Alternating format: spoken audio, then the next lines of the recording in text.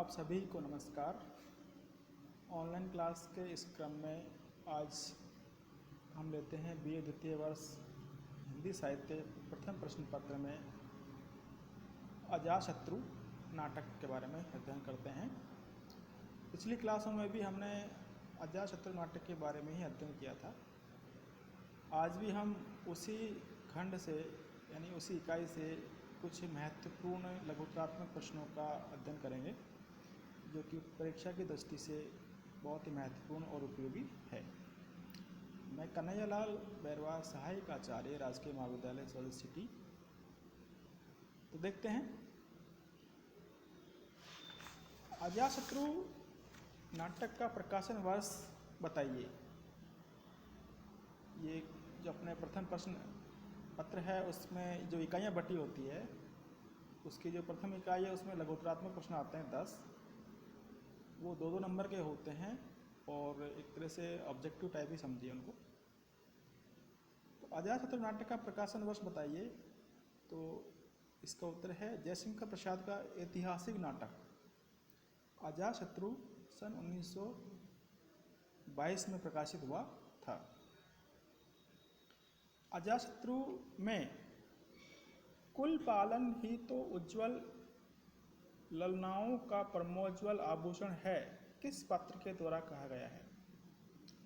यह कौशल नरेश प्रसेनजीत द्वारा अपनी बहन एवं मगध की रानी वासवी को लेकर कहा गया है। यानी कि यह जो लाइन है, ये कथन है, वह किस पात्र के द्वारा कही गई है? तो यह कौशल नरेश प्रसेनजीत द्वारा अपनी बहन एवं मगध की रानी वासवी को लेकर कहा गया है। अगला प्रश्न देखिए, अजातशत्रु नाटक की मूल संवेदना क्या है? यानी कि अजातशत्रु नाटक का जो सार है वो संक्षेप में क्या है, मूल प्रतिपाद्य क्या है? तो अजातशत्रु नाटक की मूल संवेदना यह है कि बौद्ध धर्म के सांस्कृतिक आध्यात्मिक प्रसार के साथ करुणा एवं अहिंसा का महत्व व्यंजित करना रहा है। यानी कि इस नाटक का जो प्रमुख उद्देश्य है वह है बौद्ध धर्म के सांस्कृतिक आध्यात्मिक प्रसार के साथ करुणा एवं अहिंसा का महत्व व्यंजित करना है। अगला प्रश्न है, राजा प्रसेनजीत किस कारण अपने पुत्र विरुद्धक को उत्तराधिकारी नहीं देना चाहते थे? कि राजा प्रसेनजीत किस कारण अपने पुत्र विरुद्धक को उत्तराधिकार नहीं देना चाहते थे? तो इसका आंसर है रानी शक्तिमती दासी पुत्री थी। वह शाक्य कुमारी थी। उससे उत्पन्न पुत्र विरुद्धक को दासी पुत्र मानकर प्रसेनजीत उत्तराधिकार नहीं देना चाहते थे। यानी कि वह दासी पुत्र होने के कारण उसको अपना उत्तराधिकारी नहीं बनाना चाहते थे। अगला प्रश्न है, गौतम बुद्ध ने सम्राट बिंबिसार को ग्रह कलह से बचने के लिए क्या सलाह दी?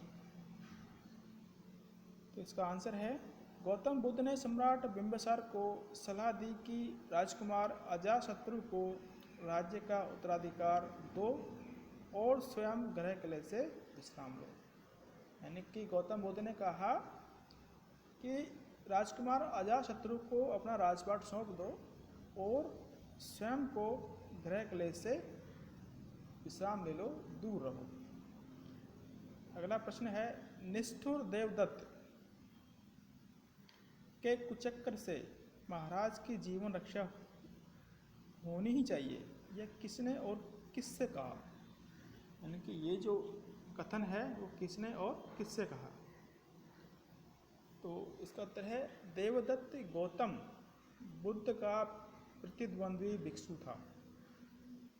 वह अजातशत्रु की महाराजा बिंबिसार के विरुद्ध भड़का रहा था। वह ही अजातशत्रु को महाराजा बिंबिसार के विरुद्ध भड़का रहा था। इसी कारण राजवेदक जीवक ने सम्राट बिंबिसार से ऐसा कहा। यानी कि जो बिंबिसार का राज्यवेद था जीवक, उसने उसको ऐसा करने के लिए कहा। अगला प्रश्न है, सेनापति बंदुल किसके षड्यंत्र से मारा गया था? इसका आंसर है सेनापति बंधुल कौशल नरेश के षड्यंत्र से ही मारा गया था, यानी कि बंधुल को अपने ही राजा ने षड्यंत्र करके मरवा दिया था। अगला प्रश्न है, अजातशत्रु नाटक के हिंदी अजातशत्रु नाटक के किन्हीं 4 स्त्री पात्रों के नाम बताइए। ये छोटे छोटे प्रश्न हैं जो आ सकते हैं। अजातशत्रु नाटक के किन्हीं 4 स्त्री पात्रों के नाम बताइए। तो इनमें प्रमुख है वासवी, छलना, मल्लिका और मांगधी। अगला प्रश्न है, बिजली की रेखा की तरह टेढ़ी जो राजशक्ति है इसका आशय क्या है? यानी कि बिजली की रेखा की तरह टेढ़ी जो राजशक्ति है इसका आशय क्या है? तो इसका आशय है कि राजभक्ति में कुटिलता होती है, छल कपट और चंचलता भी रहती है।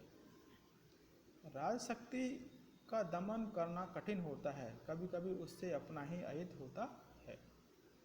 यानी कि राजशक्ति में कुटिलता होती है, यानी कूटनीति होती है, छल कपट और चंचलता भी रहती है, इनका भी समावेश रहता है। राजशक्ति का दमन करना कठिन होता है, कभी कभी उससे अपना ही अहित होता है। यानी कि राजशक्ति का दमन करना आसान काम नहीं है, क्योंकि राजशक्ति में राजा के पास पर्याप्त सुरक्षा बल सेना होती है। अगला प्रश्न है, बाजीरा कौन थी और वह किसकी पत्नी बनी? बाजीरा कौन थी और वह किसकी पत्नी बनी? तो इसका उत्तर है बाजीरा कौशल की राजकुमारी थी। उसने बंदी अजातशत्रु से प्रेम किया था, तब वह इसकी पत्नी बनी थी। अगला प्रश्न देखिए, अंत में मेरी विजय हुई नाथ, मांगधी ने गौतम से ऐसा क्यों कहा? तो इसका उत्तर है मांगधी यौवन के प्रारंभ में गौतम को पति रूप में पाना चाहती थी।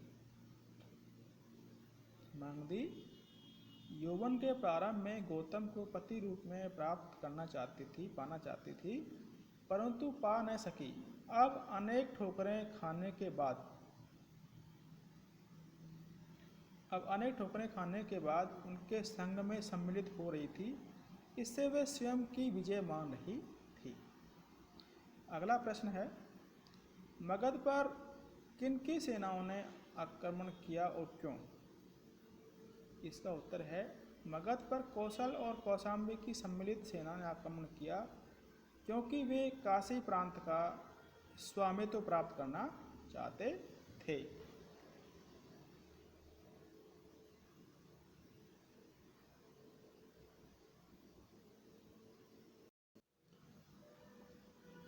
साथियों, इस अंक में बस इतना ही, और इस अंक के साथ ही जो अपनी प्रथम इकाई है अजातशत्रु नाटक वो समाप्त होती है।